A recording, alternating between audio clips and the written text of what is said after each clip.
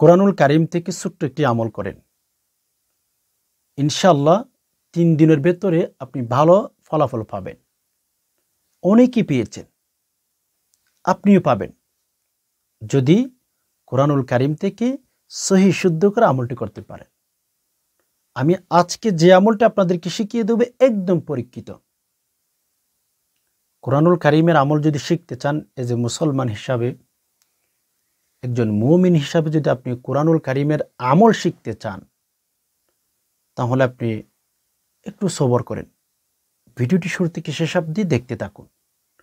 আর এরকম নিত্য নতুন ইসলামিক বিভিন্ন আমলের ভিডিও পাওয়ার জন্য একটি লাইক করে ফেলেন, চ্যানেলটি সাবস্ক্রাইব করে অল নোটিফিকেশন অন করে দিন, সবার আগে যেন আপনি ভিডিওগুলো পেয়ে যান, আর না হয় কখনো আমার ভিডিও আপনি পাবেন না। ওকে, দেখেন আজকে আমরা যে আমলটি শিখব সে আমলটি হচ্ছে সূরাতুল ফাতিহার আমল, মানে আলহামদুলিল্লাহি রাব্বিল আলামিন এই সূরাটির আমল।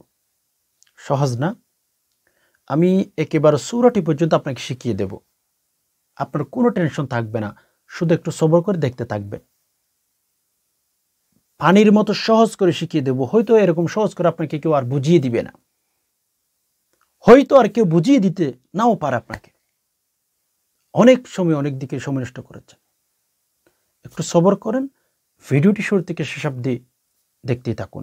সম্মানিত দিনী ভাই বোন, সূরাতুল ফাতিহা সম্পর্কে আপনাকে কি বলবো, আপনাকে তো বলার মতো আমার কোনো ভাষা নাই, বা এমন কোনো ভাষা নাই আমার কাছে যে আমি আপনাকে বুঝাইতে পারবো, শেষ করতে পারবো। বলে কেন? আপনি সমুদ্রে গেছেন পানি আনার জন্যে, দেন আপনি সমুদ্রের মাঝখানে গেলেন, সমুদ্রের কাছে গেলেন। আচ্ছা বলুন তো, পৃথিবীতে এমন কোনো শক্তি আছে, পৃথিবীতে এমন কোনো ব্যক্তি আছে, পৃথিবীতে এমন কোনো নারী পুরুষের ব্যবহার আছে, যৌক্তিক বলেন অযৌক্তিক বলেন, ডিজিটাল যুগের মানুষগুলোর কথা যদি বলেন, তাদের এমন কোনো শক্তি যদি থাকে আমাকে আপনি খবর দেন, আমি মানতে বাধ্য হব যে শক্তি দিয়ে তারা হচ্ছে সমুদ্রের পানিগুলো শুকিয়ে ফেলতে পারবে। পারবে? এটা মানুষ দিয়ে কখনো সম্ভব নয়।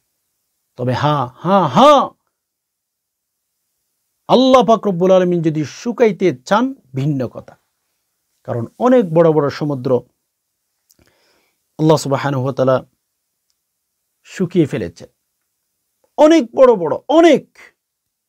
আবার এমন ইতিহাস আছে যেই নদীতে, যে সমুদ্রে কোনো পানি ছিল না, সে সমুদ্রের মধ্যে আল্লাহ সুবহানাহু ওয়া তাআলা পানির ব্যবস্থা করে দিয়েছেন। আল্লাহ চাইলে পারেন, তবে আল্লাহ তাআলা যখন যেটা মন চায় সেটা করতে পারেন। এখানে আমরা ওইদিকে যেতে চাচ্ছি না। সমুদ্রের মাঝে যেমন সমুদ্রের পানিগুলো যেমন মানুষ এনে শেষ করতে পারবে না, তেমনি ভাবে মেরে দোস্ত, আল্লাহ পাক রব্বুল আলামিনের যে সূরাতুল ফাতিহা, সমুদ্রের পানি কেউ কোনো শেষ করতে পারবে না এনে। হুবহু এর চেয়ে আরো কঠিন, আরো কঠিন থেকে কঠিন সমুদ্র হচ্ছে সূরাতুল ফাতিহা। কসম খোদা, আমি যেটা বলবো সেটাই করবেন, আমল করার চেষ্টা করবেন। সমুদ্রের চেয়ে কোটি কোটি গুণে বড় হচ্ছে সূরাতুল ফাতিহা। আপনি না হয় আপনার পাশে যদি কোনো হুজুর থাকে, তাদের কাছ থেকে জিজ্ঞেস করে দেখবেন আমার সাথে তাদের একমত আছে কি নাই, আমার সাথে তারা একমত পোষণ করে কিনা, তাদের সাথে কথা বলে দেখবেন। ও মেরে দোস্ত, বুঝতেই পারেন নাই সূরাতুল ফাতিহা কেমন একটি সূরা, এমন সূরার নাম যেটার প্রশংসা করে শেষ করা সম্ভব না। ছোট্ট করে যদি একটু বলি, अल्लाह सुब्हानहु व तआला जो आसमान से आसमानी किताब नाजिल किया, तमाम आसमानी किताब कुरानुल करीम के अंदर है, और तमाम कुरानुल करीम सूरतुल फातिहा के अंदर है। सुब्हानल्लाहि व बिहम्दिही अदद खल्किही व रिदा नफ्सी व ज़ीनत अर्शी व मिदाद कलिमाती। আল্লাহ তাআলা যে সমস্ত আসমানি কিতাব নাজিল করেছেন, সকল আসমানি কিতাব কোরআনুল কারীমের ভেতরে রব্বুল আলামিন মেবি দিয়ে ফেলেছেন। আর হ্যাঁ, সকল আসমানি কিতাব কোরআনে দিয়েছেন, আর সকল কোরআন সূরাতুল ফাতিহার ভেতরে অলমোস্ট ঢুকিয়ে দিয়েছেন। আসুন নিজের জীবনটাকে একটু গড়ার চেষ্টা করি ভাই, সাজানোর চেষ্টা করি। ইনশাআল্লাহ ঠকবেন না, ঠকার কোনো প্রশ্নই আসে না। তো যাই হোক, আমি যেটা আপনাকে বলতে চাচ্ছি সেটি হচ্ছে সূরাতুল ফাতিহার একটি আমল। তবে আমল করতে যাওয়ার আগে আপনার সাথে আমার কিছু কথা অবশ্যই আছে। সে কথা কি, যে আপনি যখন আমল করবেন সূরাতুল ফাতিহা সহি শুদ্ধ করে তেলাওয়াত করতে হবে। দুঃখের সাথে বলতে হয়, কষ্টের সাথে বলতে হয়, আজকের পৃথিবী, আজকের সমাজ কোরআনকে মূল্যায়ন করতে জানে না। কোরআনকে মূল্যায়ন করার অর্থ কি? কোরআনকে সহি শুদ্ধ করে শিখা, এটাই কোরআনের হক আপনার কাছ থেকে পাবে মিয়া। আপনি মানুষ, আপনি ইনসান, দেন কোরআন তেলাওয়াত করতে পারেন না। কোন শব্দে, কোন অজুহাত আপনি কোরআন শিখেন নাই? ওকে, তো কোরআনুল কারীমের আমল করবেন, ভুলে বড় উচ্চারণ করবেন, নো রেজাল্ট। রেজাল্ট আপনি পাবেন না। অনেক অনেক বেশি সফলতা পাবেন যদি কোরআনুল কারীম সহি শুদ্ধ করে শিখেন। রব্বে কাবার কসম। ও মেরে দোস্ত, আপনাকে কিভাবে বুঝাইলে বুঝবেন আমি তো বুঝতেছি না। কিভাবে বুঝাইলে আপনি বুঝবেন সেই ভাষা, সেই ওয়ার্ড আপনি আমাকে বলেন, আমি আপনাকে বুঝাই, আপনি যেন বুঝতে সহজ হয় আপনার। প্রিয় দর্শক, আমি যে আমলের কথা বলবো ইনশাল্লাহ আমলগুলো করার চেষ্টা করবেন। আসুন, 1 নম্বর আমরা সূরা ফাতিহা শিখে ফেলবো, এরপর আমরা আমল শিখে নেওয়ার চেষ্টা করবো ইনশাল্লাহ।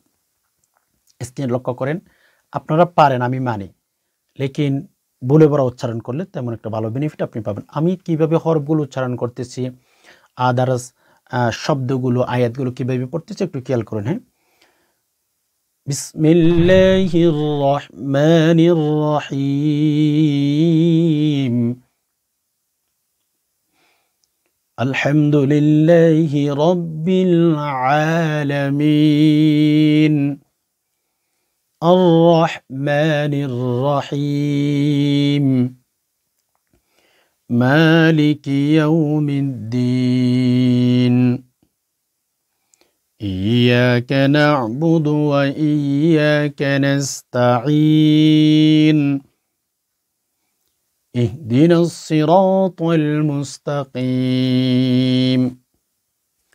সিরাতাল্লাযীনা আন'আমতা আলাইহিম গায়রিল মাগদুবি আলাইহিম ওয়ালাদ-দাল্লিন।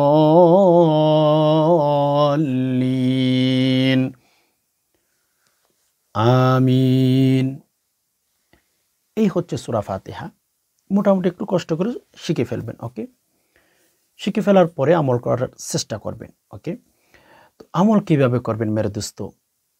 আপনি প্রথম নাম্বারে উজু করে নেবেন। উজু করার পরেই কিবলামুখী হয়ে বসবেন। ধরেন আমলটা সবচেয়ে ভালো হয় আমার মতে রাতে ঘুমানোর আগে করার চেষ্টা করবেন।